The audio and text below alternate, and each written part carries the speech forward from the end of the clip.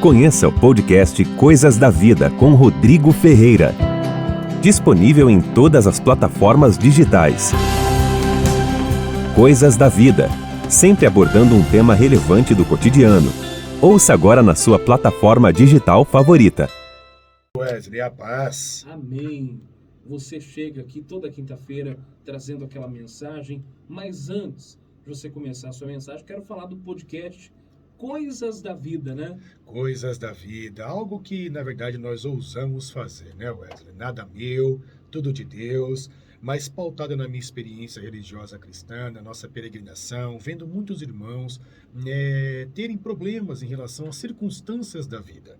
E o manual da nossa vida, não só da nossa vida espiritual, mas da vida como um todo, a Bíblia, nós vamos ver que nela está contido as respostas, né? E como alguns homens passaram pelas mesmas circunstâncias e como eles podem nos ensinar. E foi daí que nasceu o podcast Coisas da Vida, Wesley. Que maravilha. Então você entra agora no Spotify, no Deezer e no Google Podcast, você acha lá Coisas da Vida com o Rodrigo Ferreira, não é isso? Justo, só procurar Coisas da Vida, Rodrigo Ferreira, sempre um tema voltado ao nosso cotidiano, Wesley. É verdade. Agora são 11h17, a mensagem de Deus vem aí, quero que você aumente o volume do seu rádio e sinta a presença de Deus. Com certeza, é muito bom nós podermos falar da Bíblia, né?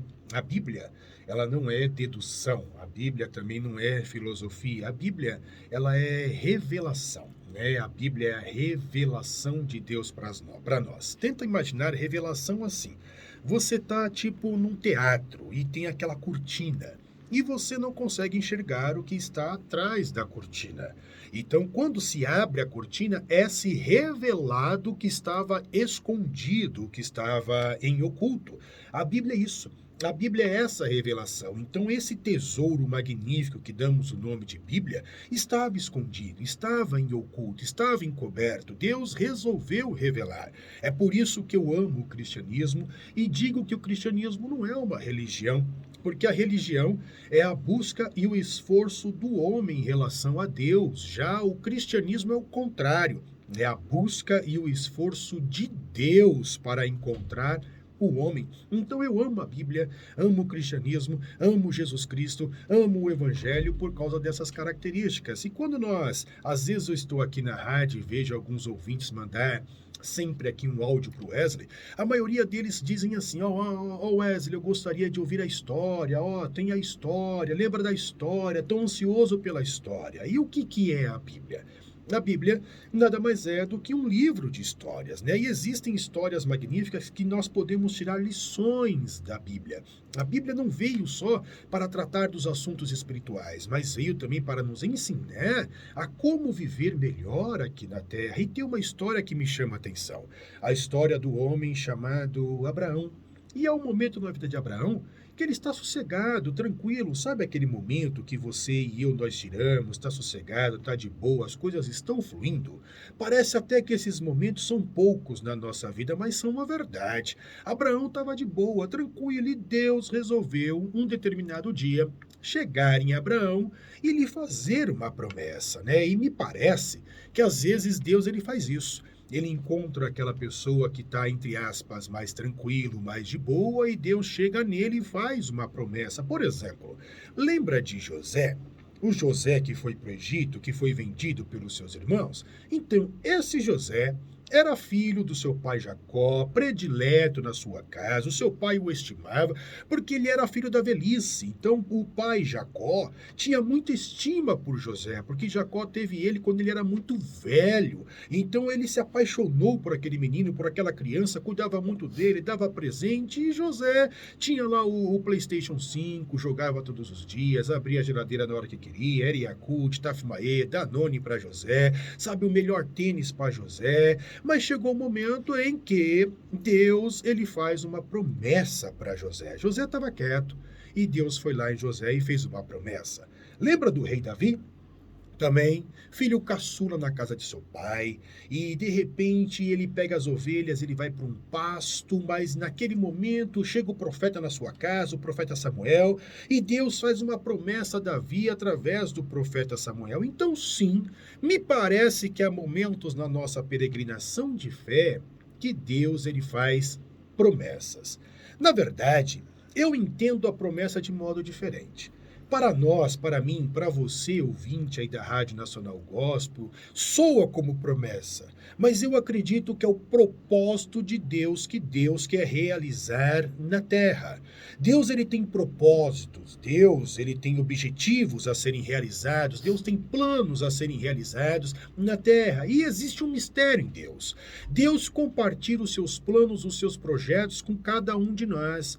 Não que Deus ele precisa de nós, Deus não tem carência, mas Deus ele vem e compartilha do que ele é, do que ele tem, do que ele projeta para o mundo, e ele lança isso em formato de promessas. Então eu fico imaginando a cena quando foi que Deus chegou lá em Abraão. Ó, imagina comigo, Deus de terno e gravata, uma malinha de executivo, aí Deus para o carro na frente da casa de Abraão, desce do carro, toca a campainha, Abraão sai, reconhece que é Deus, chama Deus para dentro, coloca Deus na mesa, serve um cafezinho, né, típico do brasileiro, a primeira coisa que a gente faz, serve um cafezinho para Deus, aí Deus ele abre aquela pasta de executivo, tira aquela papelada como se fosse um monte de contratos, coloca na mesa de Abraão e pede para Abraão ler, e ali Abraão vai lendo.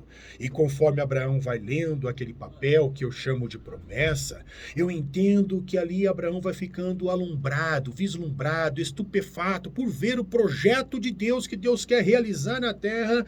E no final, quando Abraão termina, Deus diz para Abraão assim, ó, gostou do projeto? Quer fazer parte do projeto? É isso que Deus ele coloca em nossos corações, planta, que você e eu conhecemos como promessa. Aí você e eu alumbrados, você e eu estupefatos, maravilhados pelo projeto de Deus que veio para nós como promessa, nós falamos assim, sim Deus, estou afim, conta comigo, eis-me aqui, envia-me a mim, hashtag tamo junto. E naquele momento que você assina esse contrato entre você e Deus, ou seja, Deus lançou o propósito e você aceitou, naquele momento parece que você e eu, nós enchemos o nosso peito.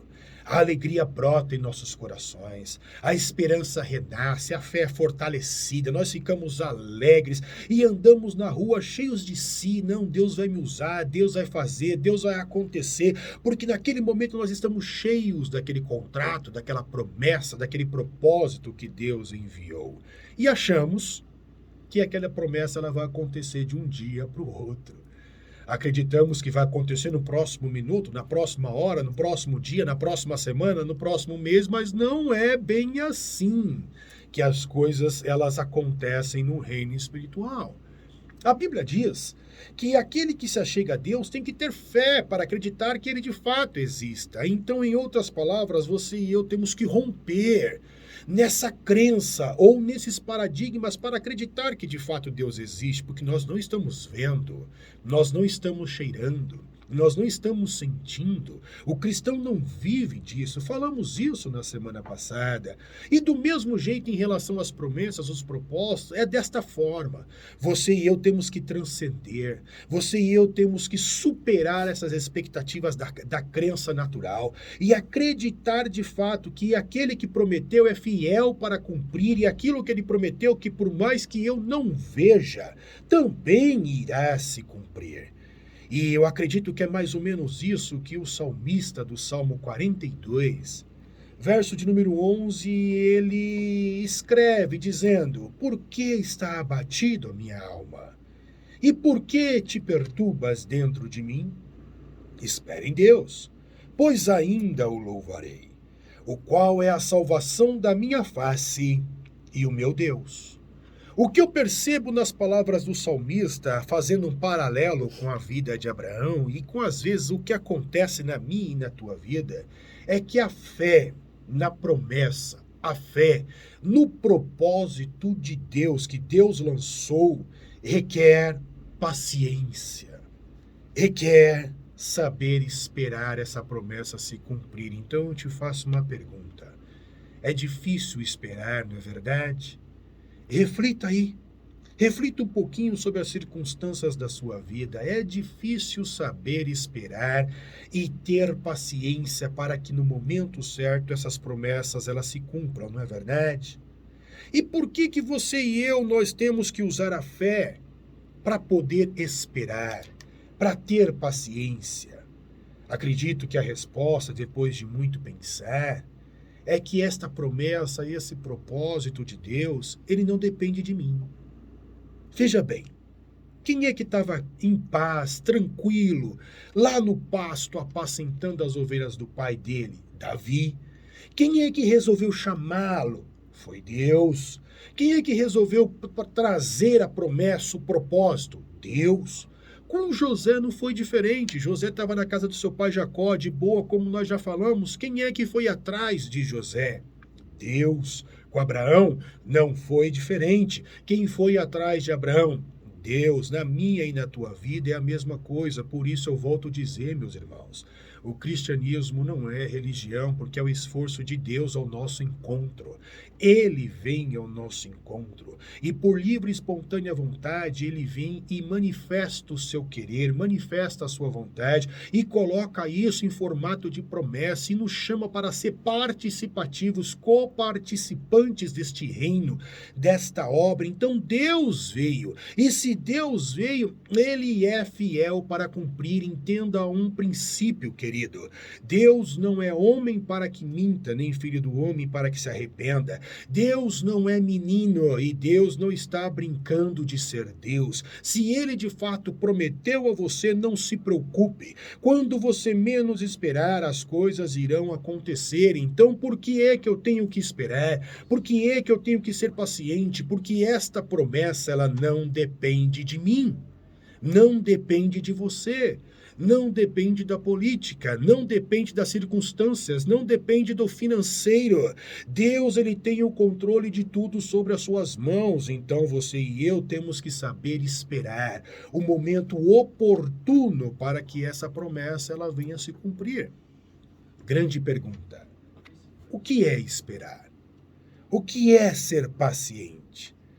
Eu traduzo o significado dessas expressões baseado assim, ó, pensa comigo assim, sabe quando você vai lá na Amazon e você quer comprar ali um jogo, ou vai no site das Casas Bahia, ou do Magazine Luiza e compra ali uma batedeira, uma máquina de lavar roupa, louça, não sei, e aí ela vai te dar a prévia de entrega, o site depois de finalizar a compra te dar a prévia de entrega, e o que você faz? Você fica ansioso e você vai recebendo as mensagens via SMS, você vai recebendo as mensagens pelo WhatsApp, pelo e-mail. Ó, o teu produto foi embalado, o teu produto foi despachado, o teu produto está em rota de entrega. Isso é esperar. Esperar é mais ou menos quando você está ali atencioso àquilo que você comprou para poder chegar, que vai chegar. Você tem a certeza que vai chegar. O que é ser paciente? O que é esperar? É ter a esperança de que aquele produto ele vai chegar no prazo determinado. Tem um prazo que Deus determinou para que essa promessa ela venha a se cumprir. Então não adianta você tentar manipular o reino espiritual. O reino espiritual não é manipulável. Por mais que você se esforce, as coisas não vão acontecer no meu e no teu tempo. O tempo de Deus é outro. O que é esperar? O que é ser paciente? É contar com aquele que irá trazer, porque vai trazer. Por isso, quando o salmista diz, espere em Deus, o salmista quer dizer assim, ó, eu estou contando com quem pode resolver, eu estou contando com Deus. Eu estou esperando Deus fazer. Ele tem uma fé plena na pessoa de Deus, que Deus irá fazer. Eu estou aguardando o livramento de Deus. Deus já está ciente da minha situação. Deus está ciente da minha circunstância. Deus está ciente da minha dor. Deus está ciente das minhas lágrimas. Então eu estou aqui simplesmente esperando Ele me livrar, Ele fazer, porque Ele prometeu. O que é saber esperar? É você ter a certeza de que Deus ele já deu escape Por isso, querido, você consegue suportar sim. O apóstolo Paulo escreveu que Deus não permite tribulações e provações que não possamos suportar. Mas junto à provação, à tribulação, Deus dá o escape. É junto. Já está preparado o escape. Não vai acontecer lá na frente um escape, não. Já está prescrito, já está preparado o escape de Deus para mim e para a tua vida. A promessa ela foi lançada. Agora, quando o salmista diz: por que está abatido a minha alma? E por que te perturbas dentro de mim? Espera em Deus, pois ainda o louvarei, o qual é a salvação da minha face e o meu Deus. Acredito que quando o salmista ele traz essas palavras em sua boca e esboça isso, escreve isso, eu acredito que o salmista ele está resgatando as memórias daquilo que lhe dá esperança. Lembra do profeta Jeremias? Traz à memória, Deus, aquilo que me dá esperança. Por quê? Porque a minha visão está pautada, está vendo, está focada agora no caos, no problema. Então, Pai, eu te peço, resgata aquilo que me traz esperança. Então, quando o salmista profere e traz palavras, acredito que ele está fazendo um exercício. O exercício dos livramentos que Deus já deu, o exercício daquilo que Deus já fez, o exercício daquilo que Deus está fazendo. Então ele começa a lembrar do que Deus fez no povo de Israel. E quem sabe ele leu o Salmo 33, verso 18, que diz: eis que os olhos do Senhor estão sobre os que temem, sobre os que esperam a sua misericórdia. Você gravou isso? Você prestou atenção nisso? Os olhos do Senhor estão sobre cada um de nós, sobre aqueles que o temem, sobre aqueles que o adoram. Os olhos do Senhor estão sobre nós. E os olhos do Senhor também estão sobre aqueles que estão aguardando, esperando a misericórdia do Senhor. Aqui eu aprendo um outro princípio.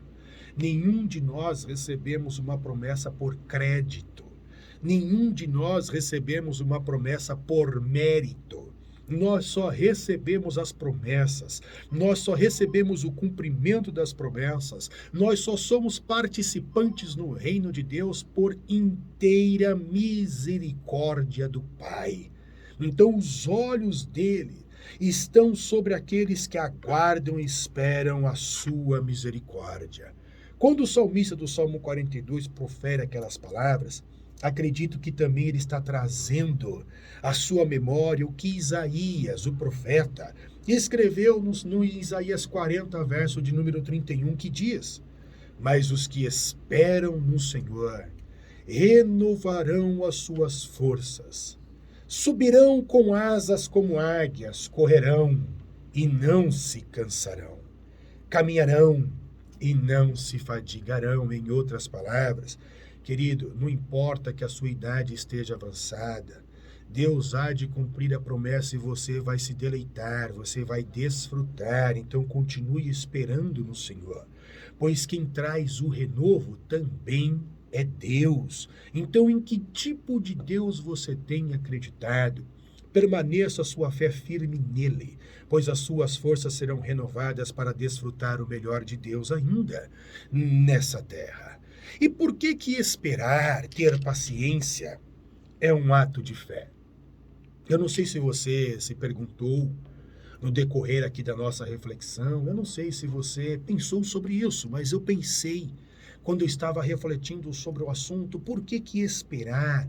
Por que ter paciência é um ato de fé? Paulo, ele nos dá essa resposta em Romanos 8, 24, 25. Acompanhe comigo. Porque em esperança fomos salvos. Ora, a esperança que se vê não é esperança.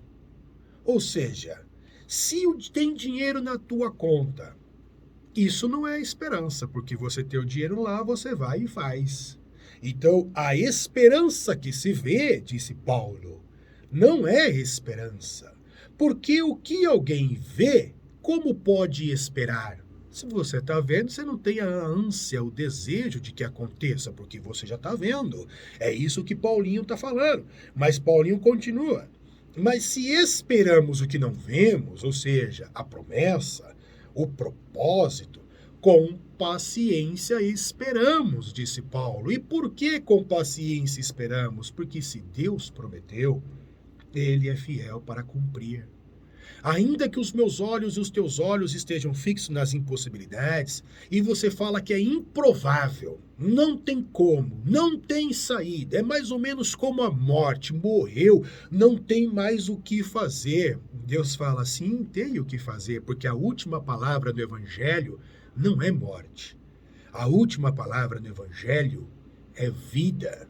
A última palavra do Apocalipse é bênção. A última palavra do Evangelho é cura, é libertação. Então, sim, há solução.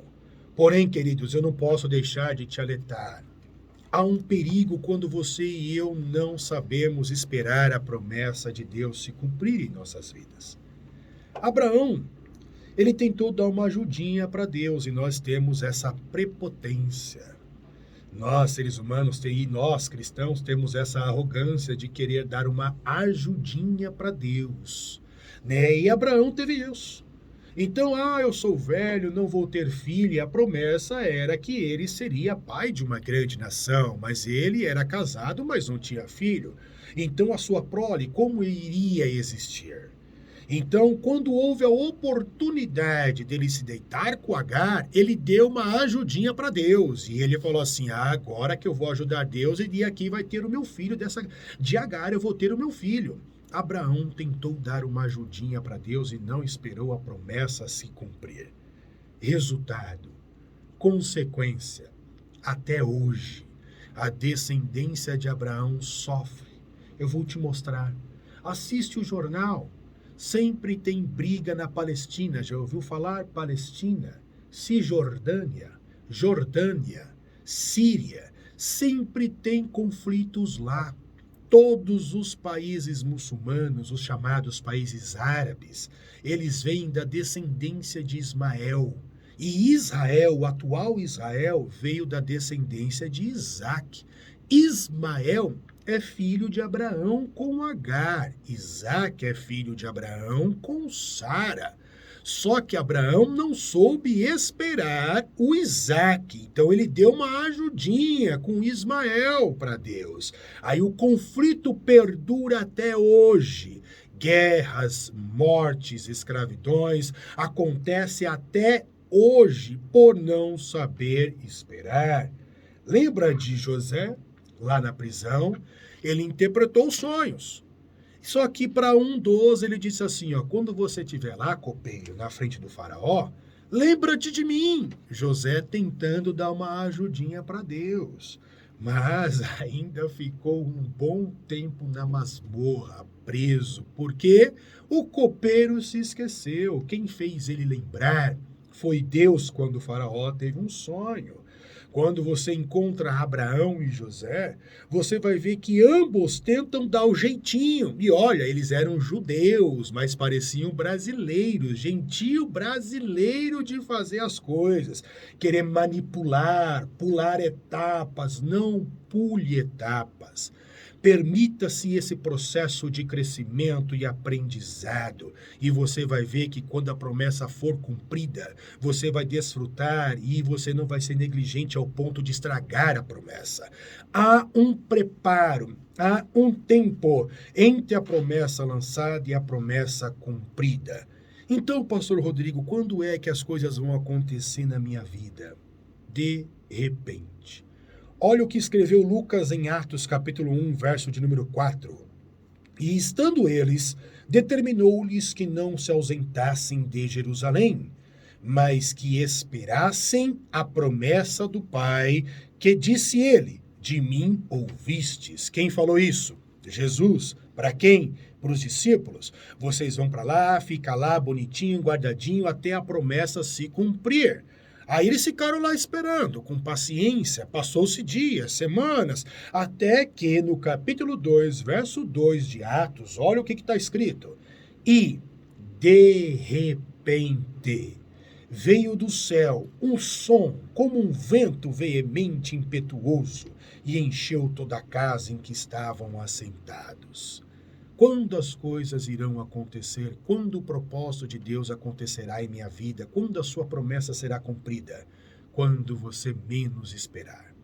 De repente. E quando isso acontecer, você vai dizer, realmente foi Deus, pois não existia possibilidade.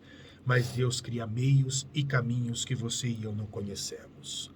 Que Deus prospere a sua vida, prospere o seu caminho em todos os aspectos e tenha paciência, pois fiel é quem prometeu. Deus os abençoe. Mensagem.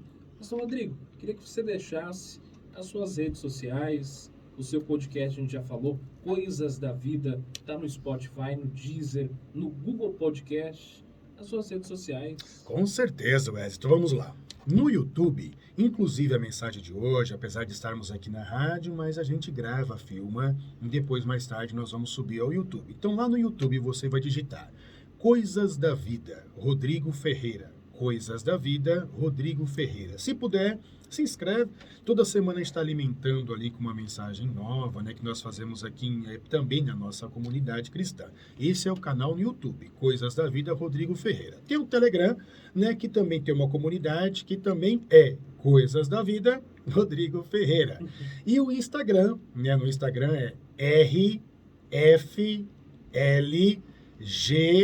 RFLGEO. Deu para anotar? Vou repetir porque eu sei que é complicado. Você vai lá na lupinha, na pesquisa, você coloca o arroba, né? Ou digita direto. RFLGEO.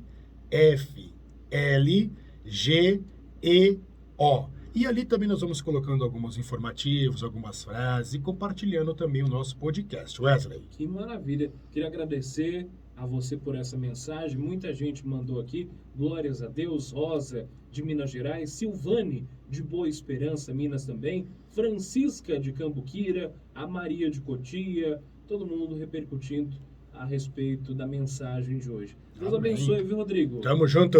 Um abraço para você. 11h40. Nasci em um lar onde os meus pais já eram cristãos. Cresci indo às escolas dominicais e cultos à noite.